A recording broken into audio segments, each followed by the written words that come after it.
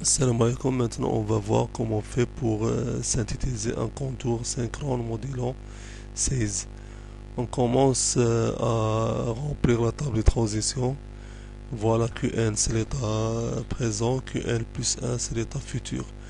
Donc 0, 0 il va donner 0x, c'est-à-dire pour avoir Qn plus est égal 0, c'est la mise à 0, c'est j est égal 1, 0 et 4 égale 1. Ou on peut travailler avec l'état de mémorisation, c'est 0, 0. On voit que j est égal 0, voilà, et k variable, on va mettre x. Pour que n est égal 0, que n plus 1 est égal 1, c'est 1x. 1, 0, c'est x1. L'état 1, 1, j est égal x, k est égal 0. On va exploiter la table de transition pour remplir la table de vérité. Puisque un contour modulo 16, donc il va compter les nombres de 0 jusqu'à 15. D'accord? Donc voilà les états présents, les états futurs, le remplissage standard par 0, 1, 0, 1, 2, 0, 2, 1, 4, 0, 4, 1 et 8, 0, 8, 1. Voilà, les états futurs sont qui 0 plus, qui 1 plus, qui 2 plus et qui 3 plus. L'état futur de 0 c'est 1, l'état futur de 1 c'est 2, l'état futur de 2 c'est 3, l'état futur de 3 c'est 4 jusqu'à la fin. Pour que 0 est égal 0, que 0 plus est égal 1, d'après la table de transition, on trouve que G0 est égal 1 et K0 est égal X. Pour Q0 est égal 1, Q0 plus est égal 0, c'est X1. Donc on vérifie pour 5. Pour Q3 est égal 0, Q3 plus est égal 0, pour 0, 0, il va donner G3 est égal 0 et K3 est égal X.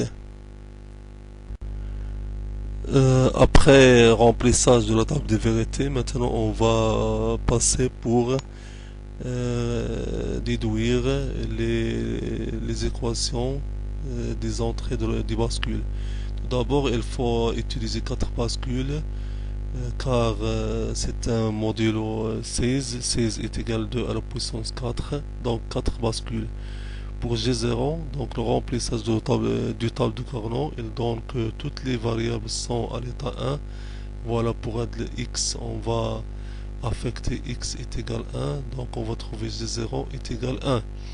De même pour K0 est égal 1. Pour G1, donc on va travailler avec les deux colonnes. Voilà la colonne avec des valeurs 1 et l'autre avec des valeurs x.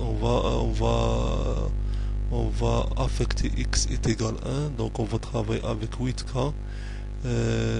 Q0 est fixe, donc G1 est égal Q0. Pour K1 c'est la même chose, est égal Q0. Pour G2 on va travailler avec la colonne où il y a 2 1 et 2x. X est égal 1, on va trouver que G0 est égal Q0 Q1. De même pour K2 est égal K0 K1. Pour G3, voilà, il y a deux cas qui sont adjacents, voilà 1 et voilà X. Donc on va mettre X égal 1, on va trouver que G3 est égal Q0 Q1 et la variable qui est fixe c'est Q2, donc G3 est égal Q0 Q1 Q2.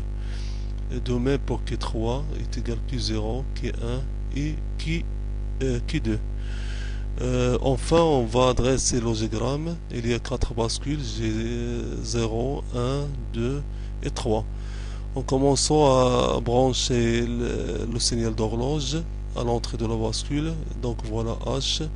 De même, on va brancher à H, on va brancher à H, on va brancher avec la bascule 3 à H car c'est un contour synchrone. Donc synchrone, toutes les entrées H doivent être liées au signal d'horloge. Pour G0 et K0, on doit brancher avec 1 d'après l'équation qu'on a déjà déterminée. Pour G1 et K1 est égal Q0. Pour J2 est égal Q0 et Q1, on va utiliser une porte logique A. Et enfin, pour G3 est égal K3 est égal Q0, Q1 et Q2. Deuxième porte logique A.